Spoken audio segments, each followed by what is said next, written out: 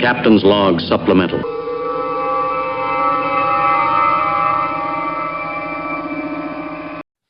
So, Miss Vicki.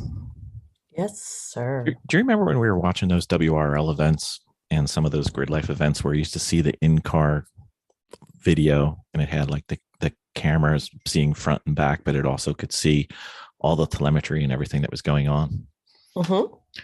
You know, most of the ones that we liked were taken by the Sentinel system. Remember James came on our podcast earlier? Right. You know, we have no excuse since he lent us one for trial and demonstration purposes. We should actually probably put that in one of our cars. Maybe two. I really think we should. I think we should. I know. Because then we'd look like the immature endurance racing team that we are. Oh, wait, I mispronounced that, didn't I? Sorry, my bad. We could So what does the Sentinel system do? We could have 3 cameras with picture-in-picture. We could have, if we ever get the AIM system to work, open invitation to anybody from AIM to come on and give us a little bit of love. We need some help.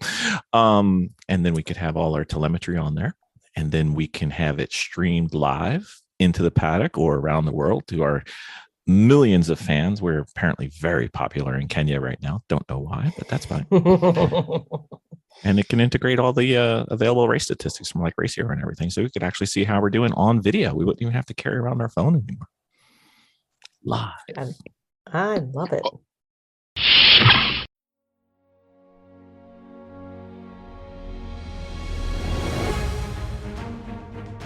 From the great halls of their house, there are assembled 3 who hope to one day be the world's greatest driving heroes.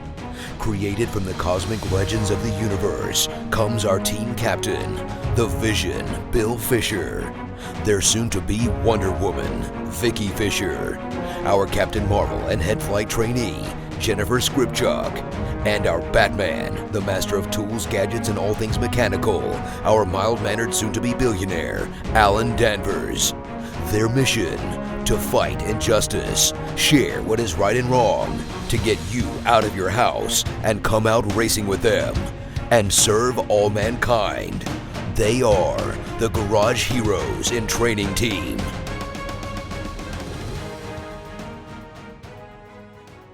Dominating with Dawson. Ben Dawson, I have a question for you. Who are you looking for? Ben Dawson? Ben Dawson. Let me get that lazy bastard. Hey, here he is. I found him. What's up? He's been reclining in his chair, just kicking back. I did spend a week fully on my left side. Yep. I watched a lot of stuff. Let me tell you, if you haven't seen Netflix's show Department Q, DEPTQ, extremely good show. Watch that. All right, very well. Thank you, Ben. That was a great episode. All right, Ben Dawson. This may be the worst topic ever, or it may be kind of cool. I'm not sure. I'm excited. Being an only child, I have developed the philosophy when I actually got to play with other kids or compete with other kids, or still to this day with other kids that are out on the track, just because the kid happens to be 55, it doesn't matter. It's fine. Yeah. I have zero issue with getting beaten, but I hate losing. So there's certain times on track where I've seen people who are obsessed with winning and get their entire weekend, maybe even their entire career, maybe quit the sport because they aren't first. Yeah, I feel like you're beating me right on the head with my own experience. But yeah, I'm ready to talk about this. So can you kind of talk about this a little bit? Because it doesn't make sense. And I see a lot of people who either don't start or race like 2 or 3 times and they don't win, and there's 160 cars on the track and they didn't come in first. So they're just like, blah, blah, blah, blah, blah. And they're disillusioned. And there's a difference between losing and getting beaten. Yeah. Well, let's start from the most friendly preschool teacher way that we can say this and say that anybody who Yes, gets to go Mrs. to Dawson. anybody who gets to achieve their dream of getting to drive a car on the racetrack at any level is a winner. You've won. You get your ass to the track and get to go out in your car as fast as you can possibly go. You've won to some degree because that was a dream. It's a mountaintop experience. There's 7 billion people who aren't even there. So you beat all of them. You beat all them to the track and you're having the weekend of your life. Whatever happens once you're there can be just wins piled on top of the win of you already being there. That's the most rose-colored glasses view of it. I'll tell you from my own experience too that when I started racing in carts like Briggs and Stratton flathead motors, carts, Biggs and Flatten? Biggs and Flattens, Briggs and Stratton flathead motors. We're talking carts with maybe a legal nine and a quarter horsepower. And we're out there, and I got so involved with it, got so sucked into it. And I'm out there every Saturday night. You're out there, I've spent all week like prepping tires, putting this kind of chemical in my tire, rolling around this, like greasing this bearing a certain way. Got to use this silicone lubricant. Like, I won my heat one time doing this, so I got to always wear. I literally wore the same pair of underwear every time I raced because I won a heat in that pair of underwear. So I had this nice pair of boxers that had peaches on them, and I would only wear my peaches boxers on race day. Like, my whole shit got wrapped up into all these different, different superstitions that had no basis in reality, but I was scared to break them. And, I was out there massaging and screwing around with this cart. I was the guy out there with the lowest budget. I was the only person out there not bringing my cart in a trailer. I had all my crap in the back of a short bed F-150, and I would win. I would go out there. I would win heat races. I was good enough at the driving that I could skunk a lot of guys who weren't as good at the driving or just weren't as dedicated to prep as I was. But it all led into this big obsessive kind of nightmare where I started to feel entitled. I felt like the first time I won, it was a fluke.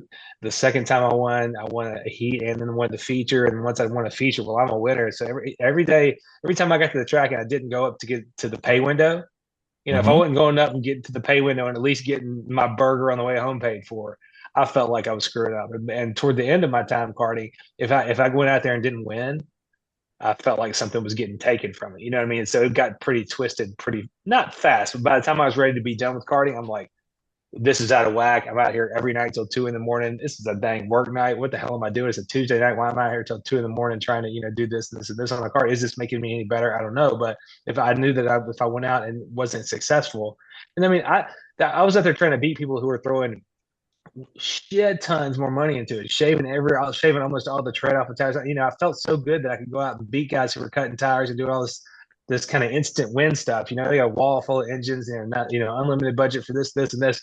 I had a healthy engine and an okay engine. You know what I mean? Yep. And I was out there just barely doing it. So I took so much pride in the success that I had because I felt like I was coming from the back anytime. So I don't know. I really I'm sure I built up this own legend about myself in my head, but it got pretty twisted. By the time I was ready to sell out of carts, I sold that stuff, every bit of the cart stuff out of my garage.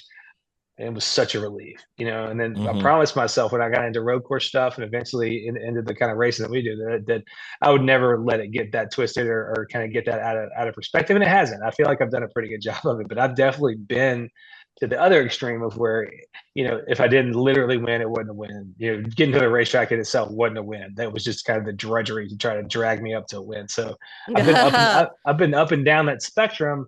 So yeah. Talk to me. What did any of that hit home with you, or does it sort of mirror what you've seen some of the more asshole people do? Well, I mean, in the end, this is a hobby and this is fun. Yeah. And when you lose track of the fun, you start to lose the hobby. So, Miss Vicki, you haven't said anything. You're being very quiet. No, I'm actively going through that right now. You've lost the fun.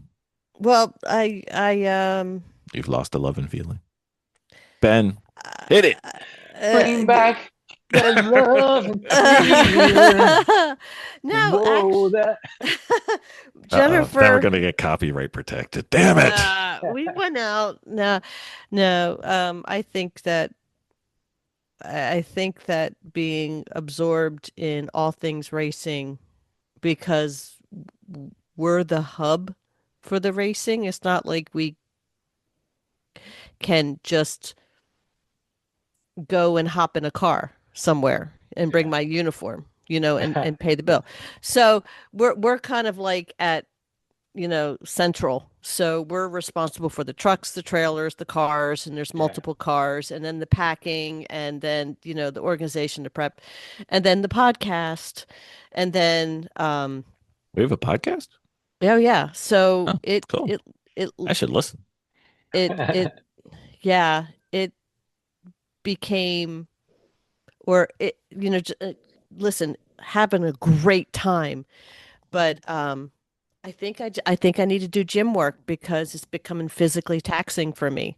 So, to manage, not the driving part's the easy part. It's the building and the lugging and the hauling and it's becoming very taxing on me. So, we took a rest after things went sideways with our family. We had some family issues. Yeah. Yeah, we lost, Bill's mom, and I have another sister who she's ill and she's not doing well. And I have a daughter who's going to college, so we took a step back, because we just did not have the capacity. We didn't have the capacity to Yeah. manage it early. So we took a break, and kind of got involved in a couple of little other hobbies that we enjoy. Good. And now we went to That's go see code for F1. Vicky's gardening.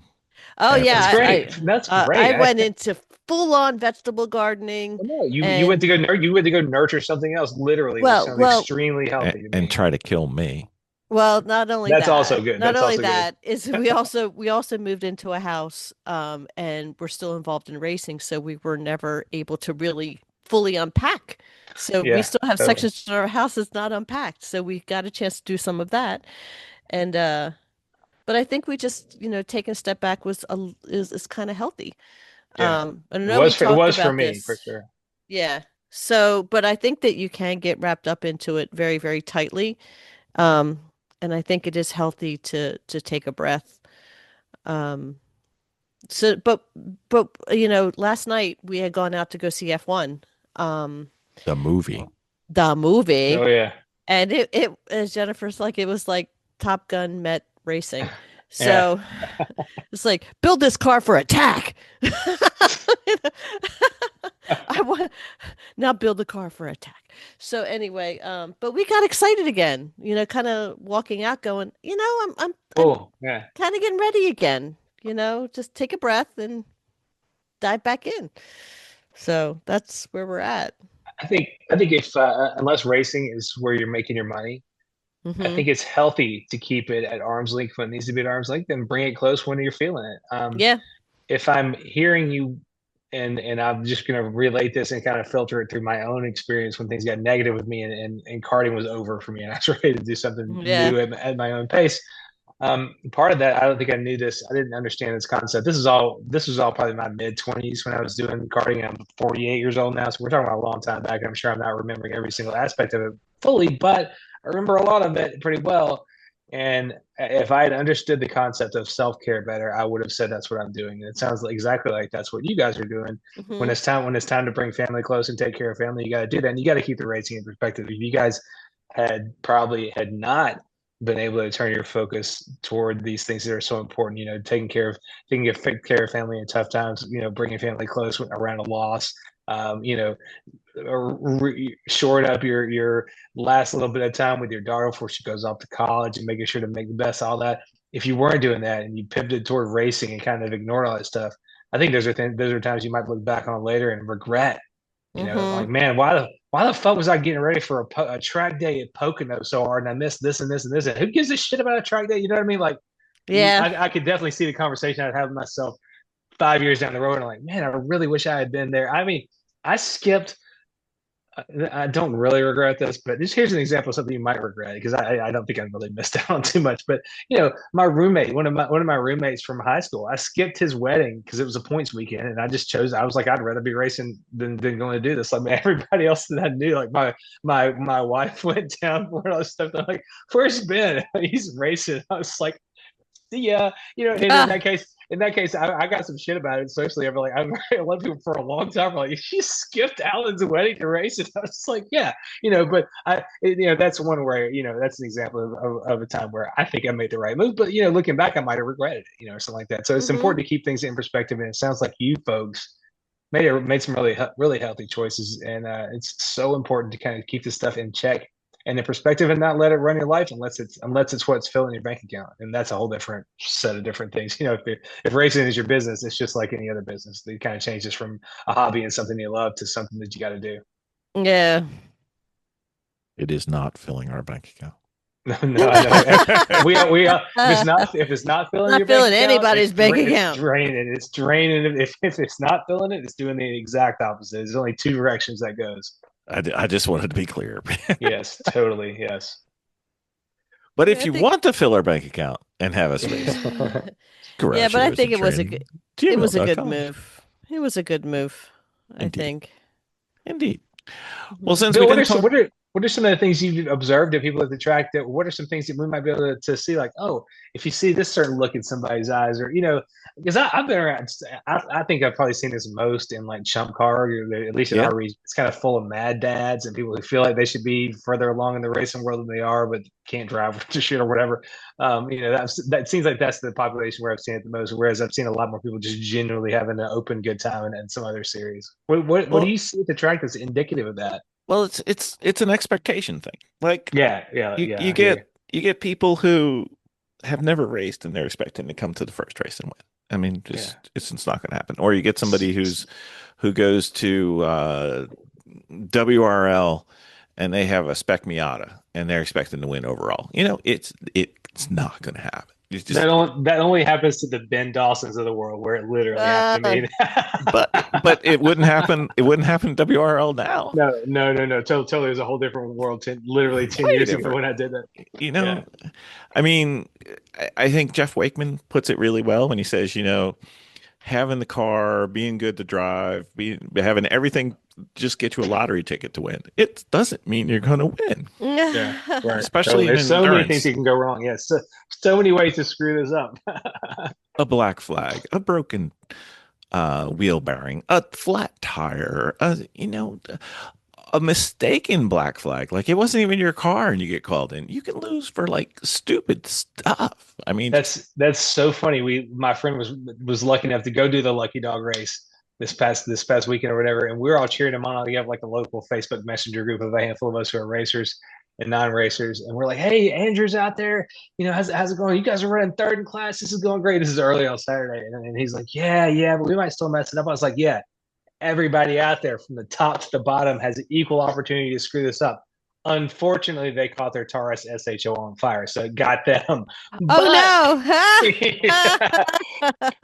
that whole incident I shared on Facebook, where I got that alert from Lucky Dog about somebody passing that incident and EVs fully in speed. It was their car that was the fire, which sucks. But yeah, they proved the rule. They were running great for whatever class they were in, like one of the lower classes. And he's like, "Yeah, it's going good, but I don't want to say anything." And I was like, "Don't worry, everybody up and down pit road from you can screw this up. Y'all all have the same amount of chance to screw it up." Yep.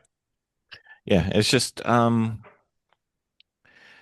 look at it logically, or at least try to, and evaluate the situation. There's times where you have a chance to win, and there's times where you don't have a chance to win.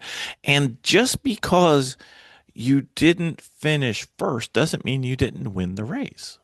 Yeah. It's been such a struggle to teach my daughter that. I think she's got a good grasp on it, so I'm sure my son is right next to figure that out. But going and running the race is the point, not winning the race. Like, the fact that you were there and participated and had fun doing it, that's where the fun lies. If you get some success, that's icing on the cake. But the participating and doing it is the cool part and the fun part. Like, and I always use the example, like, "Hey, Daddy races. You know how many times I race versus how many times I win?" Like, it's eventually, you have to bring it back to, what is my lived experience? What evidentiary things can I apply here? I go all the time. I all the time have fun. But the amount of times I've won versus the amount of times I've gone, it's pretty dismal percentage if you're just like taking it by the numbers. But the fact that you go out there with your buddies and have a good time, that's what Yep. it's all about. And you got to keep that. You have to keep that in perspective, but you also have to be aware of when that perspective is getting out of whack, and you got to be aware of, do I need some self care here? Do I need a little bit Hmm. of space? Is this not fun? How can I bring the fun back into this? It's just so many considerations around this topic. But I think it's a great one to think about, because if it's unexamined in your life, it can really run wild with you. I mean, if you think about it, you to a very large percent of the whole, you can only control so much of winning, Yeah. right? I would estimate 90% of it's not in your control. So just control the process, control what you can control, do the best you can do. Sometimes things work out for you, sometimes they don't. Yeah. Sometimes they work out for you and you still don't win. Sometimes they don't work out for you and you don't win. That's okay. You It's true. still I got to I, do it. from my own experience, I love that our local team now is full of some guys who've gotten pretty fast. It's happened more than once lately where we've gone to the track, and I may not be the one of us who has the exact fastest lap. We may all be right there within a second or two of each other. And I dreamed about that years ago. I was like, oh my God, I want the delta on our team to shrink down to where we're all pretty fast. I was delighted to not be the fastest person on that team the first time it happened, because there were so many times, even in my mode of not taking it that seriously, I would go out and put on a monster stint to what I felt like, make a production, got us up to the top 10 or something like that. And then I get out and hand off the car to who I know is the slowest member of the team. And I watch everything I just did dwindle away, and I can either worry about it or not. You know what I mean? Give a Right. shit or not. I can just be proud of what I went out and did on track and shut the hell up. And I had to learn how to do that. I mean, it wasn't like a huge deal, but for a while it would frustrate the shit out of me to go out there and do that and be the one fast person on the team, and then just watch the rest of the team fritter away everything I did plus some. And I was like, what the hell does it matter? Why do I even care? So, it's a pretty short conversation, and I was able to let it go pretty quickly. But it is easy to kind of get into that mode too, especially if you're kind of the A player on your team, or one of the two, and then you're watching the people on your team who are not able to do it as quickly as you go after you. It can be like a push pull, and even in the middle of the race, so you got to let that shit go too. You just have to take the aggregate and not worry about it. But you also, looking back on it now, you think of the joy you got from seeing that come to where you guys are all together now. It's amazing. It's what I hoped for. It's what I wished for, and I'm so glad we're kind of hit at a little bit different level of maturity as a team. It's extremely rewarding. I Yeah. love it. Nice. Yeah, I'm delighted. I always said I'd be delighted to not be the fastest on my team, and when it came to, I mean, it's like, man, it's great. Yeah. we're all right there, and it feels amazing. Hmm. Yeah, that would be wonderful if somebody ever did that on my team. No, just kidding. Just Oh, kidding. Tubby Yeah. time. Yeah. GarageHeroesInTraining.com. All right. So I always took it as, if you've got, if you're like, I raced some really good people when I ran track. I ran against like they weren't Olympians yet, like Right. Olympic gold medalists, but they were very shortly thereafter. They were. Yeah. I wasn't going to beat them. Like, Right. just it's not going to happen. They're. I was what I would consider to be a good human athlete. Right. There are genetic freaks who Yeah. are aliens who can do things that are not physically possible by normal human beings. And, okay, that's fine. It's fine. Yep. But I may have gotten a personal best at a meet and be beat by 2 feet in a long jump, or by a full second in 100, Yeah. which is a I know. ton. But But it's time. but I'm sorry, I'm not running a 10 flat on 100 when I'm in high school, and these guys were. Yeah. And you got to be happy with what you did. And if somebody else is better than you that day, hats off, buddy. You did great. Nice job. Yeah.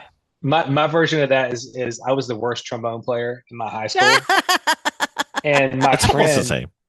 No, my friend who can just pick up any instrument and play, came off being the best drummer in the drum line and joined the trombone line just because my brother was like third chair and I was like 17th chair or whatever. But because my brother and I played trombone and we were all three of us real good buddies, he's like, I'm gonna get a trombone and I'm gonna come play trombone just so I can hang out with y'all and just bullshit in the trombone section. This sucker gets a trombone, and in like one year his first chair. He's got the fancy trombone with all the triggers and stuff and knows what to do with them. This guy's a musical genius, the kind of alien you're talking about. He can just pick up any damn thing. You should hear him on the steel guitar or the guitar, or the drums. Or the, it's like, ah! The guy can sing his little ass off. I hate this guy.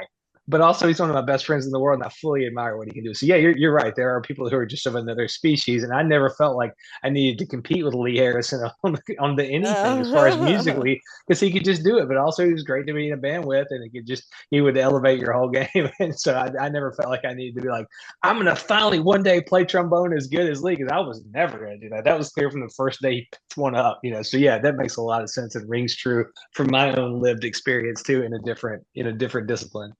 Oh, that's funny. It's not something you can't aim to do, but if that's how you're going to judge yourself on success or failure, we've been to races. I don't know if you've been to them yet, but we've been to races with NASCAR guys there, or Travis Pastrana, or Greg Bethel, or professional good race car drivers.